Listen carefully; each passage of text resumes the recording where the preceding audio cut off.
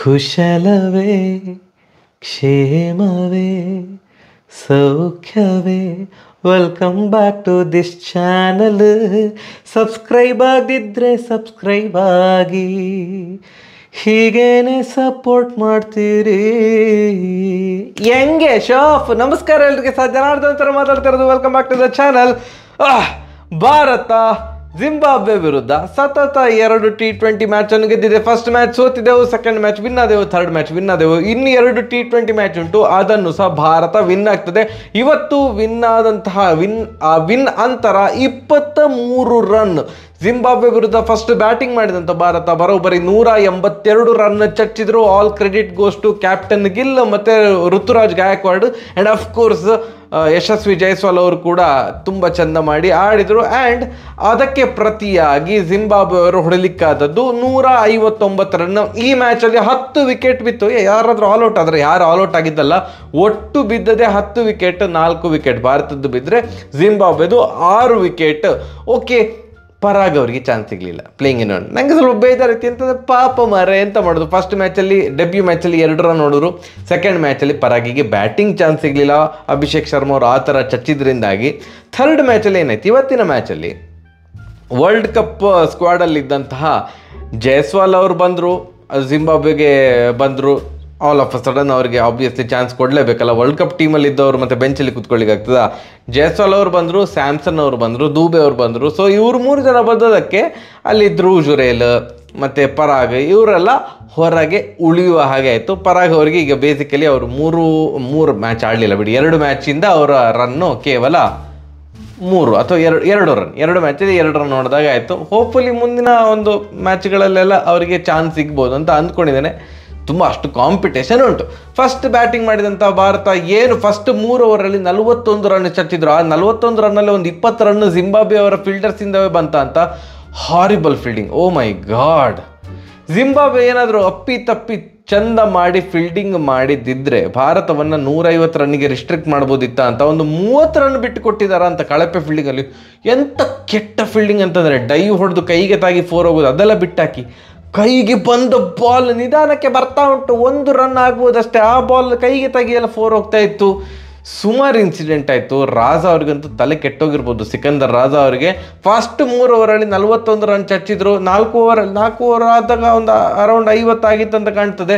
ಭಯಂಕರ ಪ್ರಚಂಡ ರನ್ ರೇಟಲ್ಲಿ ಹೋಗ್ತಾ ಇತ್ತು. ಅದಾದಮೇಲೆ ಒಂದು ಸಣ್ಣ ಬ್ರೇಕ್ ಬಿತ್ತು. ಫಸ್ಟ್ 3 ಓವರಿಗೆ 41 ಇದ್ದದ್ದು 8 ಓವರಿಗೆ 67 ಆಯಿತು. ಯಶಸ್ವಿ ಜೈಸ್ವಾಲ್ ಚಚ್ತಾ ಇದ್ದಾರೆ, ಆ ಕಡೆಯಿಂದ ಗಿಲ್ ಅವರು ಚಚ್ತಾ ಇದ್ರು. ಯಶಸ್ವಿ ಜೈಸ್ವಾಲ್ ಅವರು 27 ಬಾಲಿಗೆ 36 ರನ್ ಹೊಡೆದು ಔಟ್ ಆದರು. ಅದಾದಮೇಲೆ ನಾಯಕನನ್ನು ಸೇರಿಕೊಂಡಂತಹ ಗಾಯಕ್ವಾಡ್ ಅವರಿಬ್ಬರು ಸೇರಿಕೊಂಡು ಲೀಲಾಜಾಲವಾಗಿ ಬ್ಯಾಟ್ ಬೀಸ್ತಾ ಹೋದರು. ಗಿಲ್ ಅವರು 49 ಬಾಲಿಗೆ 66 ರನ್ ಹೊಡೆದ್ರು. ಆ್ಯಂಡ್ ಗಾಯಕ್ವಾಡ್ ಅವರು ಲಾಸ್ಟ್ ಮ್ಯಾಚ್ ಸುಮಾರು ಕಮೆಂಟ್ ಬಂದಿದ್ದು, ಯಾಕೆ ಗಾಯಕ್ವಾಡ್ ಬಗ್ಗೆ ಮಾತಾಡಲಿಲ್ಲ ಹಾಗೆ ಹೇಗೆ ಅಂತ. ಗಾಯಕ್ವಾಡ್ ಬಗ್ಗೆ ನಾನು ಮಾತಾಡಿದ್ದೇನೆ ಲಾಸ್ಟ್ ವಿಡಿಯೋದಲ್ಲಿ, ಕರೆಕ್ಟಾಗಿ ನೋಡಲಿಲ್ಲ ಅಂತ ಕಾಣ್ತದೆ. ಅವರು ಬ್ಯಾಟಿಂಗ್ ಮಾಡಿದ್ದೇ ಗೊತ್ತಾಗೋದಿಲ್ಲ, ಯಾವ ಕ್ಷಣದಲ್ಲಿ ಒಂದು ಗೇರ್ ಚೇಂಜ್ ಮಾಡ್ತಾರೆ ಅಂತ ಗೊತ್ತಾಗೋದೇ ಇಲ್ಲ ಮಾರ್ರೆ ಅಂತ. ಅಷ್ಟು ಚಂದ ಬಾಯಿ ಬಿಟ್ಟು ಹೊಗಳಿದ್ದೇನಲ್ಲ, ಇನ್ನೆಂತ ಹೊಗಳ್ಬೇಕು ಮಾರ್ರೆ, ನನಗೆ ಅರ್ಥ ಆಗಲಿಲ್ಲ. ಇವತ್ತು ಸಹ ಭಾರಿ ಚಂದ ಮಾಡಿ ಬ್ಯಾಟಿಂಗ್ ಮಾಡಿದ್ರು ಗಾಯಕ್ವಾಡ್ ಅವರು. 28 ಬಾಲಿಗೆ 49 ರನ್ ಹೊಡೆದ್ರು. ಸತತ 250 ಆಗ್ತದೆ ಅಂತ ಅಂದ್ಕೊಂಡಿದ್ದೆ ಗಾಯಕ್ವಾಡ್ ಅವ್ರದ್ದು, ಬಟ್ ಆಗಲಿಲ್ಲ. 1 ರನ್ನಿಂದ ಶಾರ್ಟ್ ಆಯಿತು. ಇವತ್ತು ತಮ್ಮ ಸ್ಟಾರ್ಟನ್ನು ಕನ್ವರ್ಟ್ ಮಾಡಲಿಕ್ಕೆ ವಿಫಲರಾದದ್ದು ಕೇವಲ ಅಭಿಷೇಕ್ ಶರ್ಮಾ ಮಾತ್ರ ಅಂತ ಅಂದ್ಕೊಳ್ತೇನೆ. 9 ಬಾಲಿಗೆ 10 ರನ್ ಹೊಡೆದು ಔಟ್ ಆದರು. ಮಿಕ್ಕಿದವರೆಲ್ಲರೂ ಕೂಡ ಸಿಕ್ಕ ಅವಕಾಶಗಳನ್ನ ಬಳಸ್ಕೊಂಡಿದ್ರು. ಜೈಸ್ವಾಲ್ ಆಗಿರ್ಬೋದು, ಗಿಲ್ ಆಗಿರ್ಬೋದು, ಗಾಯಕ್ವಾಡ್ ಆಗಿರ್ಬೋದು. ಕೊನೆಗೆ ಸ್ಯಾಮ್ಸನ್ ಅವರು 7 ಬಾಲಿಗೆ 12 ರನ್ ಹೊಡೆದು ನಾಟ್ಔಟ್ ಆಗಿದ್ದರು. 20 ಓವರಿಗೆ 182 ರನ್, 4 ವಿಕೆಟ್ ನಷ್ಟಕ್ಕೆ ಭಾರತ ಕಲೆ ಹಾಕಿದ್ದು. ಆ್ಯಂಡ್ ಜಿಂಬಾಬ್ವೆದು ಆ್ಯಸ್ ಯೂಶ್ವಲ್ ಅವರ ಓಪನಿಂಗ್ ಭಾರಿ ವರ್ಸ್ಟ್ ಇತ್ತು. ಪವರ್ ಪ್ಲೇ ಮುಗಿದ್ರೊಳಗೆ 4 ವಿಕೆಟ್ ಹೋಗಿತ್ತು. ಸುಂದರ್ ಅವರು ಬಂದು ಮತ್ತು ಒಂದೇ ಓವರಲ್ಲಿ 2 ವಿಕೆಟ್ ಕಬಳಿಸಿದರು. 1 ಪಾಯಿಂಟ್ ಆಫ್ ಟೈಮಲ್ಲಿ 39 ರನ್ನಿಗೆ 5 ವಿಕೆಟ್ಗಳನ್ನು ಕಳೆದುಕೊಂಡಿತ್ತು ಜಿಂಬಾಬ್ವೆ ತಂಡ. ಫಸ್ಟ್ ಪವರ್ ಪ್ಲೇಯಲ್ಲಿ 3 ವಿಕೆಟ್ ಹೋಗಿತ್ತು. ಫಸ್ಟ್ 6 ಓವರಲ್ಲಿ 3 ವಿಕೆಟ್ ಹೋಗಿತ್ತು. ಅದಾದಮೇಲೆ 7ನೇ ಓವರಲ್ಲಿ 2 ವಿಕೆಟ್ ಹೋಯಿತು. 39ಕ್ಕೆ 5 ವಿಕೆಟ್ಗಳನ್ನು ಕಳೆದುಕೊಂಡು ತೀರಾ ಹೀನಾಯ ಪರಿಸ್ಥಿತಿಯಲ್ಲಿದ್ದಂತಹ ಜಿಂಬಾಬ್ವೆ ತಂಡ ಕೊನೆಗೆ ಕಳೆದುಕೊಂಡಿದ್ದು ಈಗ ಈ 7ನೇ ಓವರಲ್ಲಿ 2 ವಿಕೆಟ್ ಬಿತ್ತು, ಒಟ್ಟು 5 ವಿಕೆಟ್ ಹೋಯ್ತಲ್ಲ. ಮತ್ತೆ 20 ಓವರ್ ಆದಾಗ ಕೇವಲ ಒಂದೇ ಒಂದು ಎಕ್ಸ್ಟ್ರಾ ವಿಕೆಟ್ ಬಿದ್ದದಷ್ಟೇ. ನಾನು ಆಲ್ಔಟ್ ಆಗ್ತಾರೆ ಅಂತ ಅಂದ್ಕೊಂಡಿದ್ದೆ, ಬೇಗ ಆಲ್ಔಟ್ ಆಗ್ತಾರೆ ಅಂತ. ಅವ್ರದ್ದು ಮತ್ತೆ ಆಟ ಸ್ಟಾರ್ಟ್ ಆದ. 5 ವಿಕೆಟ್ ಆದಮೇಲೆ ಆಟ ಸ್ಟಾರ್ಟ್ ಆಯಿತು. ಅವರ ಮೈಯರ್ಸ್, MYERS, ಮೇಯರ್ಸ್ ಅಂತ ನಾನು ಪ್ರೊನೌನ್ಸ್ ಮಾಡ್ತೇನೆ, 49 ಬಾಲಿಗೆ 65 ರನ್ ಹೊಡೆದ್ರು. ಗಿಲ್ ಅವರು 49 ಬಾಲಿಗೆ 66 ರನ್ ಹೊಡೆದಿದ್ದಾರೆ. ಇವರು 49 ಬಾಲಿಗೆ 65 ರನ್ ಹೊಡೆದ್ರು. ಮತ್ತು ಅವರಿಗೆ ಸಪೋರ್ಟ್ ಕೊಟ್ಟದ್ದು ಮಂದಂಡೆ ಎಂತೆಂಥ ಹೆಸರು ಮಾರೆ, ಮಂಡೆ ಅಂತ ಕೇಳ್ತದೆ ಕೆಲವೊಂದ್ಸಲ, ಮಂದಂಡಿ. ಅವರು ಚೆಂದ ಮಾಡಿ ಆಡಿದ್ರು. 26 ಬಾಲಿಗೆ 37 ರನ್ ಹೊಡೆದು ಅವರು ಕೊನೆಯ ಕ್ಷಣದಲ್ಲಿ ಔಟ್ ಆದರು. ಇಲ್ಲದಿದ್ರೆ 5 ವಿಕೆಟ್ ಹೋಗಿರ್ತಿತ್ತು. ಮತ್ತು ಮಜಾ ಕಜ್ಜಾ ಹೆಸರು ಮಜಾ ಕಜ್ಜಾ ಅವರು ಲಾಸ್ಟ್ ಒಂದು 10 ಬಾಲಿಗೆ 18 ರನ್ ಚಚ್ಚಿದ್ರು.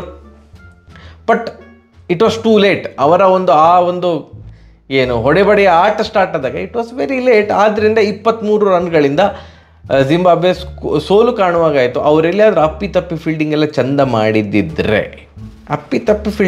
ಮಾಡಿದ್ದಿದ್ರೆ ಅವರು ಗೆಲುವನ್ನು ಸಾಧಿಸ್ಬೋದಿತ್ತೇನು, ಅಥವಾ ಗೆಲುವಿನ ತುಂಬ ಸನಿಹಕ್ಕೆ ಬರ್ತಿದ್ರು ಅಂತ ನಂಗೆ ಕಾಣ್ತದೆ. ಭಾರತದಲ್ಲಿ ನನಗೆ ನೆಗೆಟಿವ್ ಅಂತ ಕಾಣ್ತಾ ಇರೋದು ನಮ್ಮ 20ನೇ ಓವರ್ ಬೌಲಿಂಗಲ್ಲಿ. 20ನೇ ಓವರ್ ಫಸ್ಟ್ ಮ್ಯಾಚಲ್ಲಿ ಆವೇಶ್ ಖಾನ್ ಅವರು ಹೊಡಿಸ್ಕೊಂಡಿದ್ರು 20ನೇ over.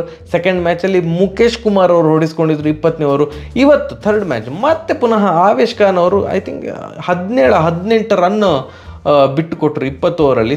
Just ಇಮ್ಯಾಜಿನು, last ಓವರಲ್ಲಿ 10-11 run defend ಮಾಡ್ಲಿಕ್ಕೆ ಉಂಟು ಅಂತ ಇರುವಂಥ ಸ್ಥಿತಿ ಎಲ್ಲಿಯಾದರೂ ಇದ್ದರೆ ಕ್ಯಾನ್ ವಿ ಡಿಫೆಂಡ್ ಅನ್ನೋದು ತುಂಬ ಮ್ಯಾಟ್ರ್ ಆಗ್ತದೆ. 3 ಮ್ಯಾಚಲ್ಲಿ ಸತತ 3 ಮ್ಯಾಚಲ್ಲಿ 20ನೇ ಓವರ್ ಭಾರತ ಹೊಡೆಸ್ಕೊಳ್ತಿದ್ದಾರೆ ಅಂತಂದರೆ ಅದನ್ನು ತುಂಬ ಲೈಟಾಗಿ ತಗೊಳ್ಬಾರ್ದು ಅನ್ನೋದು ನನ್ನ ಒಂದು ಅಭಿಪ್ರಾಯ. ನಿಮ್ಮ ಅಭಿಪ್ರಾಯ ಸಹ ಅದೇ ಆಗಿರ್ತದೆ ಅಂತ ಅಂದ್ಕೊಳ್ತೇನೆ. ಆ್ಯಂಡ್ ಅಭಿಷೇಕ್ ಶರ್ಮಾ ಅವ್ರನ್ನ ಪಾಪ ಆಲ್ರೌಂಡರ್ ಅಂತ ಪ್ರೂವ್ ಮಾಡಲಿಕ್ಕೆ ಸತತ 3 ಮ್ಯಾಚ್ಗಳಲ್ಲಿ ಅವರಿಗೆ ಓವರ್ ಕೊಡ್ತಾ ಇದ್ದಾರೆ.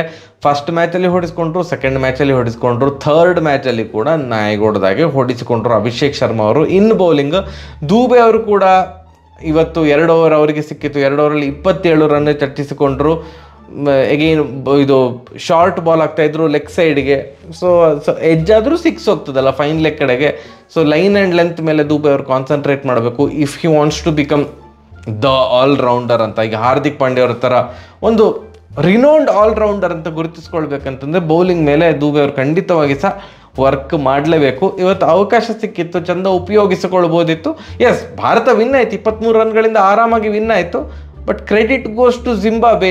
39 ರನ್ನಿಗೆ 5 ವಿಕೆಟ್ ಹೋದ್ಮೇಲೆ ಅವರು ತೋರಿದಂತಹ ಆಟ ಉಂಟಲ್ಲ, ಅಂದ್ಕೊಂಡಿರಲ್ಲ ಮರ ಇಷ್ಟು ಹತ್ರ ಬರ್ತಾರೆ ಅಂತ. ಇನ್ನೊಂದು ಅವರ ಫೀಲ್ಡಿಂಗ್, ಸಿಕಂದರ್ ರಾಜಾ ಅವರು ಕೂಡ ಹೇಳಿದರು, ಈ ಥರ ಫೀಲ್ಡಿಂಗ್ ಮಾಡಿದರೆ ಡೆಫಿನೆಟ್ಲಿ ನಾವು ಸೋಲ್ತೇವೆ.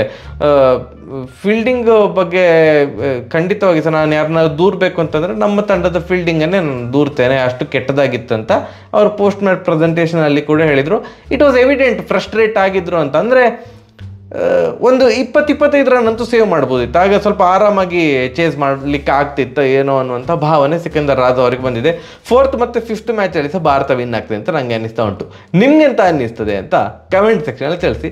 ಸರಿ, ಹಾಗಾದರೆ ಬರುವ ನಮಸ್ಕಾರ.